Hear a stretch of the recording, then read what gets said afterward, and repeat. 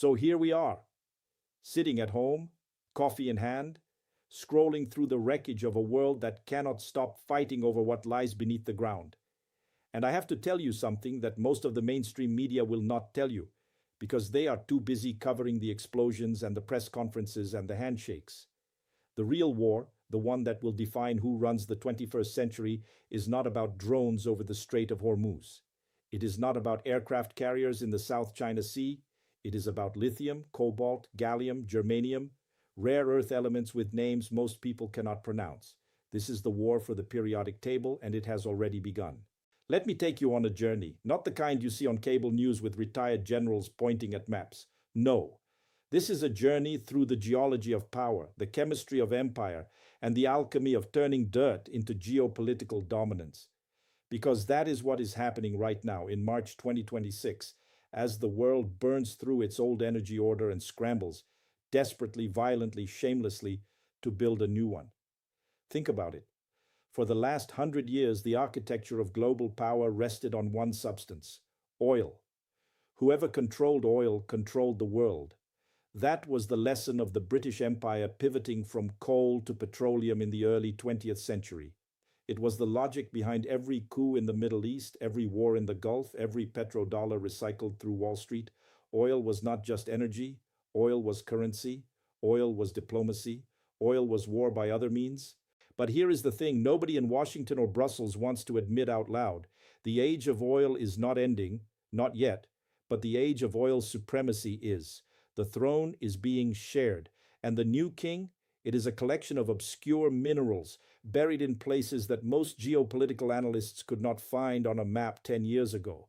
The Democratic Republic of Congo, the nickel fields of Sulawesi, the lithium triangle of South America, the rare earth deposits of Inner Mongolia. These are the new Gawar fields, the new Prudhoe Bays, the new Kirkuks of the 21st century.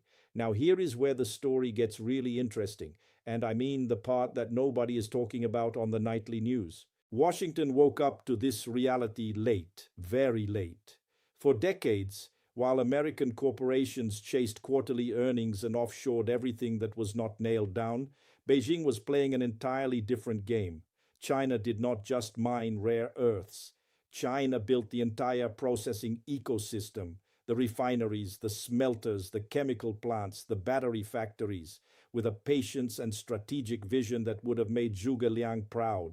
Today, China controls roughly 70% of the world's rare earth mining. But that number, as staggering as it is, actually understates Beijing's grip. Because even when the minerals come out of the ground in Australia or the Congo or Brazil, they overwhelmingly flow to Chinese processing facilities before they become anything useful. China does not just dig the stuff up, China turns the stuff into power, literally and figuratively. The numbers tell a story that should keep Pentagon planners awake at night. China controls an estimated 40 to 90% of the global processing capacity for lithium, cobalt, and copper. Not the mining, the processing. And processing is where the real value lives. You can dig cobalt out of a hillside in Katanga all day long, but if you cannot refine it into battery-grade material, you are just moving rocks. Beijing understood this 30 years ago. Washington is only now beginning to catch up. And the catching up is frantic, messy, and riddled with contradictions. In January 2026, President Trump signed an executive order that effectively declared processed critical minerals a matter of national security. The order directed the Commerce Department and the Trade Representative to negotiate agreements with foreign partners, price floors, preferential trade zones, adjustable tariffs, the whole arsenal of economic statecraft aimed at one target: reducing American dependence on Chinese processing. Then, in February, Washington hosted the inaugural Critical Minerals Ministerial, a gathering of 54 countries at the State Department. Vice President Vance stood at the podium and called for what amounts to a minerals NATO, a preferential trading bloc among allies and partners designed to guarantee American access to the raw materials of industrial power. Let me pause here because the most surprising part of this story is about to unfold. The language coming out of Washington sounded cooperative, words like partnership and mutual benefit and diversification. But peel back the rhetoric and what you find is something far more ancient. What you find is the return of the great game. Except this time the board stretches from the rainforests of the Congo to the smelters of Sulawesi to the salt flats of the Atacama. And the pieces being moved are not cavalry regiments. They are trade deals, investment agreements, tariff schedules, and the quiet deployment of capital backed by the implicit threat of sanctions. Take the Democratic Republic of Congo. The DRC holds more than 70% of the world's known cobalt reserves.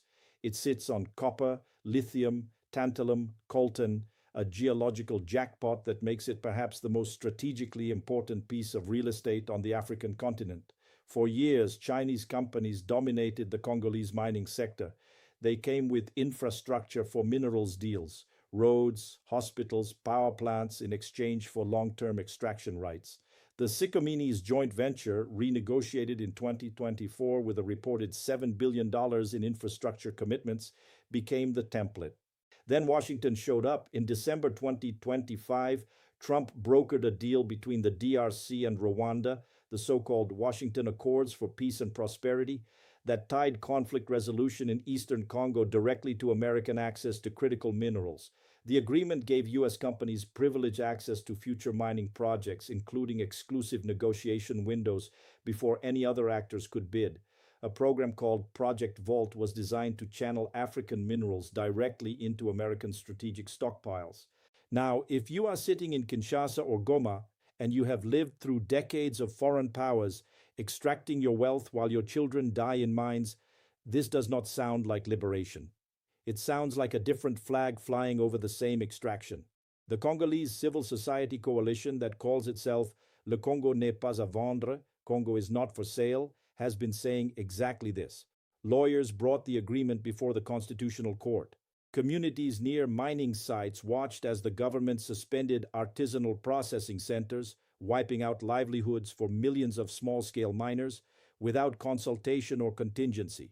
Here is the detail that changes everything about how we understand this conflict. Africa holds approximately 30% of global mineral reserves, but it captures only about 10% of the value generated from those minerals.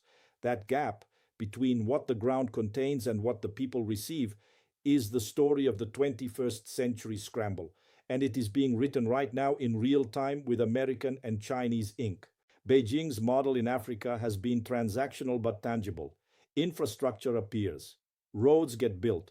Processing facilities go up, though the highest value refining still happens in China. Washington's model is more explicitly security-driven. The DRC deal links mineral access to peace guarantees.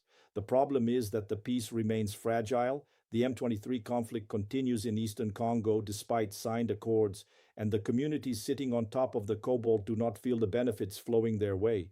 As one environmental activist in Tanganyika province put it, when there is war, there is illegal exploitation of minerals, and when there is peace brokered by foreign powers hungry for those same minerals, well, the exploitation just gets a nicer name. But the Congo is only one theater. The real geopolitical chessboard is far larger, and the moves are coming faster than anyone expected.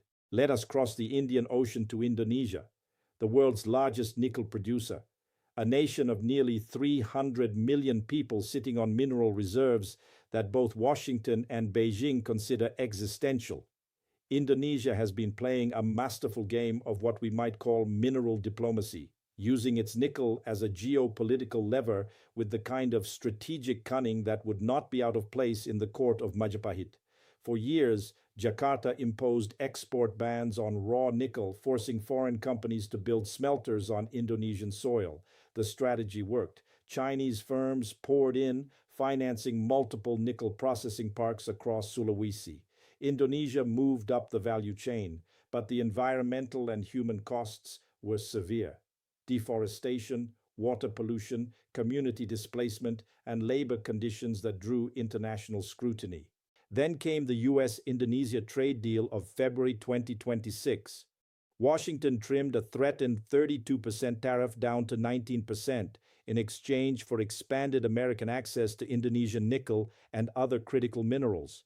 The deal included $15 billion for fossil fuel imports, commitments to nuclear reactor cooperation, and provisions that critics say dilute Indonesia's industrial sovereignty. Jakarta is now walking what one analyst called an increasingly narrow tightrope, Chinese investment dominates its mineral processing sector, but American tariff leverage and security partnerships pull from the other direction. The most shocking revelation in this entire saga is what it tells us about the future of global power. Indonesia is not choosing sides, it is monetizing the competition. And this, more than any summit or trade deal, is the defining dynamic of the critical minerals era. Countries with resources in the ground are discovering that in a world where two superpowers are desperate for the same materials, neutrality is not weakness, neutrality is leverage. The old non-aligned movement was a philosophical stance. The new non-alignment is a business model. Now let us talk about what Beijing is actually doing, because the Western narrative tends to paint China as a static hegemon sitting on a pile of rare earths. The reality is far more dynamic and far more worrying for Washington. China's upcoming 15th five-year plan signals sustained aggressive investment in what Beijing calls new quality productive forces: quantum computing, biomanufacturing, hydrogen energy, sixth-generation mobile communications, the low-altitude economy. Every single one of these sectors depends on critical minerals. Every single one of them feeds into China's broader strategy of climbing the value chain from factory floor to innovation frontier. When the US launched its trade war and slapped tariffs on Chinese goods, Beijing did not just retaliate with counter tariffs. It weaponized its mineral dominance. Export restrictions on gallium, germanium, and other processed minerals sent a clear message. You need what we have and we can turn off the tap. The restrictions were surgical, targeted, and devastating in their implications, because it is one thing to impose tariffs on consumer goods. It is quite another to discover that your fighter jets, your radar systems, your semiconductor fabs all depend on materials that flow through Chinese hands. This is the asymmetry that haunts the Pentagon and the State Department. The United States can project military power anywhere on the planet. It can sanction banks, freeze assets, interdict shipping lanes. But it cannot, as of March 2026, process its own rare earths at anything close to the scale needed for industrial independence. Mining a mineral domestically, as the Commerce Department itself acknowledged, does not safeguard national security if processing remains in foreign hands, and right now, those hands are overwhelmingly Chinese. But wait, there is a dimension to this story that almost nobody is discussing, and it might be the most consequential of all. The Strait of Hormuz crisis has turbocharged the critical minerals scramble in ways that few anticipated. When Iran effectively shut down the strait in early March, not with a naval blockade, but with cheap drones that terrified insurance companies into pulling coverage, the world got a visceral reminder of what happens when a single choke point collapses. Oil prices surged past $100 a barrel, the biggest energy disruption since the 1970s oil embargo. Suddenly, every government on earth was asking the same question: what are our other single points of failure? And the answer, for anyone paying attention, pointed straight at critical minerals, because the supply chains for lithium, cobalt, rare earths, they are riddled with choke points. A processing plant in Jiangxi province, a smelter in Sulawesi, a mine in the Katanga belt, a shipping lane through the Malacca Strait.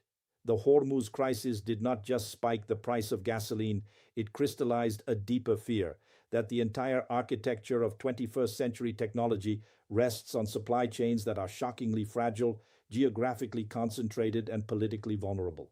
This is why Washington moved so aggressively on critical minerals in the first months of 2026. The executive orders, the ministerial summit, the bilateral deals with 11 countries, the negotiations with 17 more, all of this carries the urgency of a government that realizes it is dangerously behind.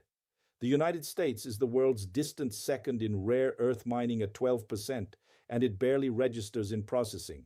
Closing that gap requires not just money, but time, years, probably decades to build the refineries, train the workforce, navigate the environmental permitting, and develop the metallurgical expertise that China accumulated over 3 decades of patient strategic investment. And here is the cruel irony. The very concept of laissez-faire economics that Washington championed for decades, the free markets, the offshoring, the just-in-time supply chains, the belief that the invisible hand would sort it all out, is precisely what created this dependency. While American MBAs optimized shareholder value, Chinese state planners optimized strategic position. The chickens have come home to roost, and they are made of lithium iron phosphate. The real turning point that most analysts have missed is happening not in Washington or Beijing, but in the countries that actually have the minerals. The European Union, for its part, is scrambling to establish what it calls strategic autonomy in critical minerals. Brussels selected 60 strategic projects targeting lithium, graphite, cobalt, nickel, and rare earths, with 47 located within the EU and 13 in partner countries including Canada, Kazakhstan, Ukraine, and Zambia. At the Future Minerals Forum in early 2026, the EU launched its first Saudi Arabia business and investment dialogue on critical raw materials, a recognition that Europe cannot depend on either Washington's bloc or Beijing's pipelines. But Europe's fragmented political will collides with China's surging industrial capacity. The overcapacity that made Chinese solar panels and electric vehicles the cheapest in the world is now rolling into wind components, mature node semiconductors, and the processed minerals that feed all of these industries. Europe faces the paradox of wanting Chinese minerals for its green transition while trying to protect its own manufacturers from Chinese competition. It is the geopolitical equivalent of wanting to eat the cake and have it too, and it is not working. Then there is the Gulf. The United Arab Emirates has quietly emerged as a critical node in the minerals supply chain. Abu Dhabi's international holding company is co-investing with the U.S. Development Finance Corporation in Congolese minerals. AD Ports is developing a terminal on the Congo River. The UAE joined Washington's PAC Silica initiative, the semiconductor supply chain diversification program, becoming the 9th country in the club. A triangle is forming between Washington, Abu Dhabi, and Kinshasa, with Gulf capital serving as the lubricant for American strategic objectives. Whether the Congolese people benefit from this arrangement remains, to put it diplomatically, an open question. And we have not even talked about Latin America. The lithium triangle, Argentina, Bolivia, Chile, holds more than half the world's known lithium reserves. These countries are being courted by everyone: Washington, Beijing, Brussels, Seoul, Tokyo. Bolivia nationalized its lithium under Evo Morales. Chile is debating the terms of extraction. Argentina under Milei has opened the doors to foreign investment. Each country is making different bets, and each bet carries different consequences for sovereignty, environment, and development. The fundamental question that nobody in power wants to answer is this: can you build a clean energy future on dirty extraction? Because that is the contradiction at the heart of the critical minerals rush. The electric vehicles, the solar panels, the wind turbines, the battery storage systems, all of the technologies marketed as the solution to climate change depend on mining operations that are, in many cases, environmentally devastating and socially exploitative. Cobalt mines in the Congo employ children. Nickel smelters in Indonesia destroy rainforests. Lithium extraction in the Atacama drains aquifers in some of the driest landscapes on Earth. Rare earth processing in China generates toxic waste that poisons rivers and soil. The green transition is not green all the way down. It is green at the point of consumption. In the Tesla showroom, in the rooftop solar array, in the sleek battery wall mounted in a California garage, and extractive, polluting, and often violent at the point of production. This is the geography of convenience. The West consumes the clean end product. The global South bears the dirty cost, and the critical minerals rush is making this asymmetry worse, not better. What makes 2026 different from previous resource scrambles is the speed, the scale, and the number of players. This is not the 19th century scramble for Africa, where a handful of European empires carved up a continent at a conference in Berlin.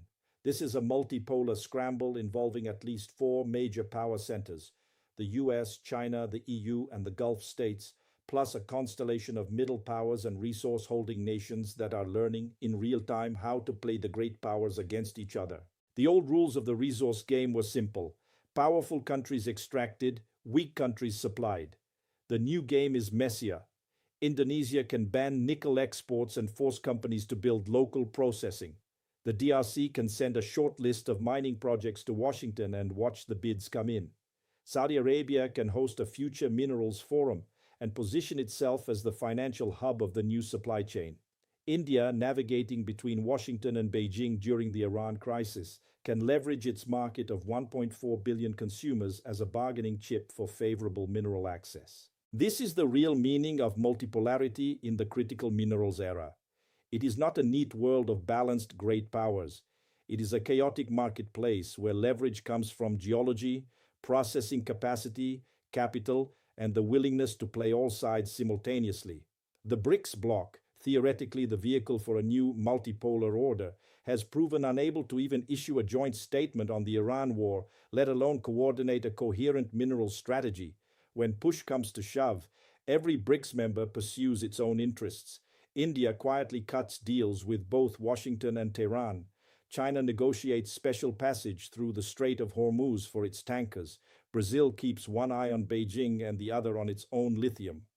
The multipolar world is real, but it is less a new architecture than a permanent negotiation. And here is where the story circles back to where we started.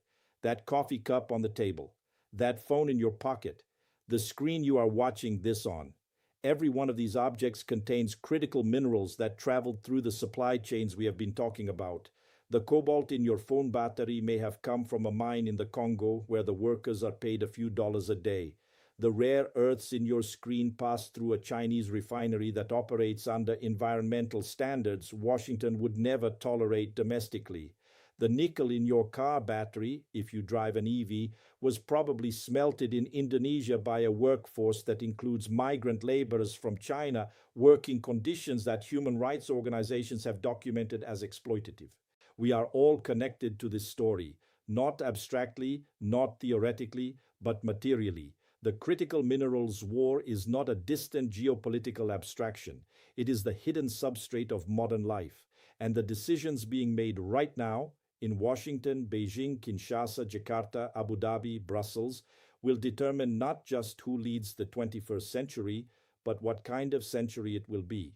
Whether the clean energy transition lifts all boats or merely rearranges the hierarchy of exploitation.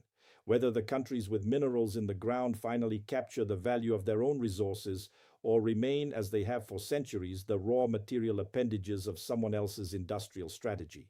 The ancient Silk Road was never just about silk, it was about who controlled the connective tissue of civilization, the trade routes, the oasis towns, the mountain passes through which goods and ideas and power flowed.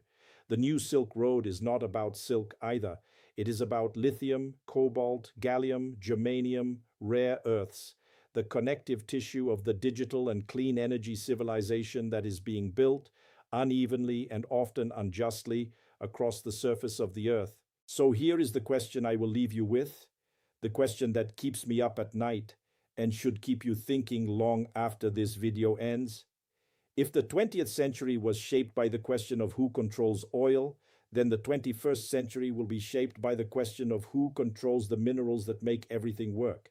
And right now, the answer to that question is being written not in the halls of the United Nations or the pages of academic journals, but in the red earth of the Congo, in the nickel pits of Sulawesi, in the salt flats of the Atacama, and in the quiet, relentless expansion of Chinese processing capacity that the rest of the world is only now beginning to understand. The critical minerals war is the great story of our time. It is being fought with trade deals and tariffs, with drones and insurance policies, with executive orders and constitutional challenges, with infrastructure loans and artisanal mine shutdowns. It is messy, contradictory, and often invisible, but it is the story that will determine the shape of power for the rest of this century. And if history has taught us anything, from the spice trade to the oil age, from the Silk Road to the Suez Canal, it is that whoever controls the essential commodity of an era does not just get rich, they get to write the rules. The question is, whose rules are we going to live by? Think about that.